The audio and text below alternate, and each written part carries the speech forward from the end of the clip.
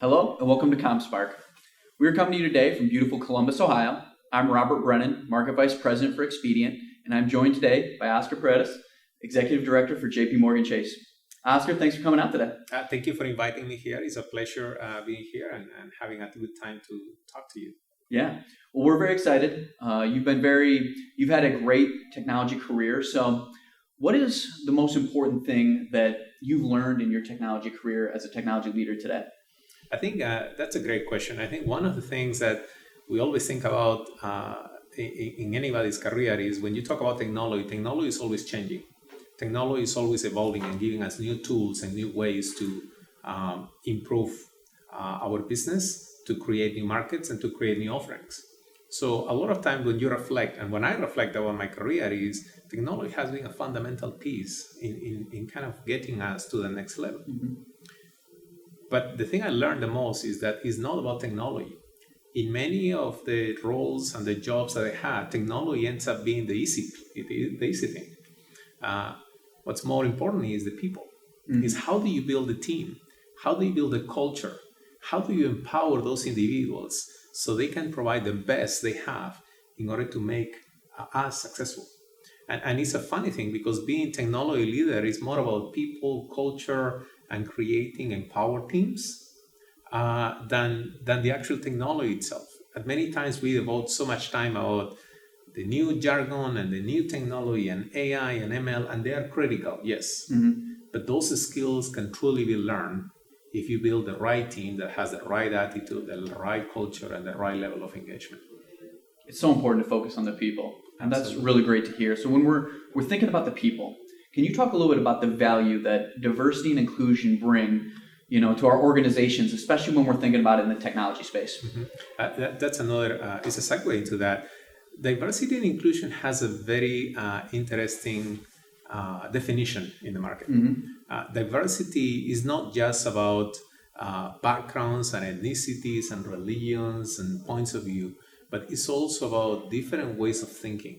It's about looking at other areas that or other industry verticals that can actually add value to your organization. When I joined JP Morgan Chase and I started building a team in that, I realized that many times when we go hire people, we're looking for people who have the right technical skills. You have Java skills or .NET skills or ETL skills, data warehousing, Hadoop, AI, ML. But there was always this component that we want people with financial experience, Mm-hmm. people who has worked in banks, people who had that exposure. But then I thought, what about if we bring people who has never worked in a bank? What about the people that come to work to this organization brings a perspective of working in a non-financial background? How does insurance work? How does education work? How does commercial product work? How does marketing work? And when you bring those people and you have all those diverse thoughts in there, it is amazing what happens with your team because they start thinking in a different way and say, oh, I never thought that was possible. Mm-hmm. That's the power of diversity. Diversity is not just what we think when it comes to the mind. And the power of inclusion is ensuring that everybody has a voice and everybody gets to share the way they think and everybody gets to be part of that. I think a good way to think about it is diversity is ensuring that everybody gets invited to the party. Mm-hmm. But inclusion is making sure that everybody gets to dance. That's a great way of putting it. Absolutely.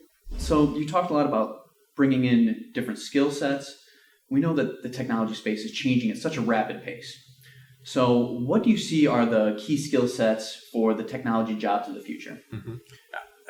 Another excellent point. Technology changes so quickly that the skills I learned when I went to school, I have a computer sciences background, and I went to college, and it was a long time ago. And if you think about the technology sets that you learned, I was learning Fortran, Pascal, Prolog. None of those languages today have a relevance in the marketplace. But really, when you think about it, it's not the skills that's going to make you successful. Is the attitude that you bring, is how flexible you are, is how well can you adapt to the new reality. And how can you actually think about those new technology sets or those new solutions to figure it out ways to creatively solve the business problems that we have. So the skills of the future are going to be demanded a lot by soft skills, not necessarily the hard skills.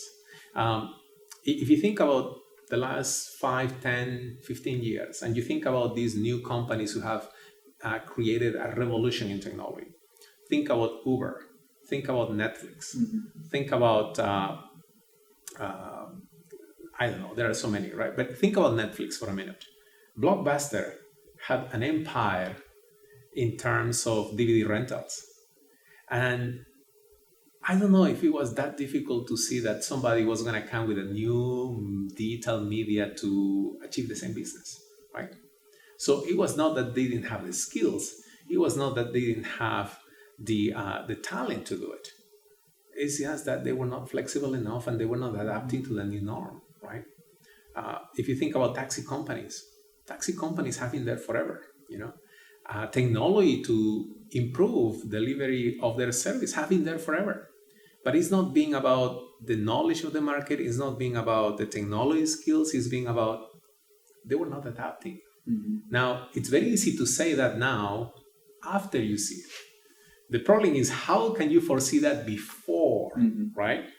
And I think that goes back again to the skills for the future is adaptability, flexibility, and try to think differently. We need to start thinking from the user standpoint of view and less from a business standpoint of view, So we have to have this view of when we look at our businesses, we need to have that outside-in view. What does the market drive? What does the market need? What are they looking for? How do we make their life easier? Rather than what can I offer to them? How can I drive them to my problem, right? And I think those are going to really define the success of people as we move into the future. That's some really great advice. I think our listeners are really going to be able to take a lot from that. Thank you. Well, thank you so much. And thank you for joining us.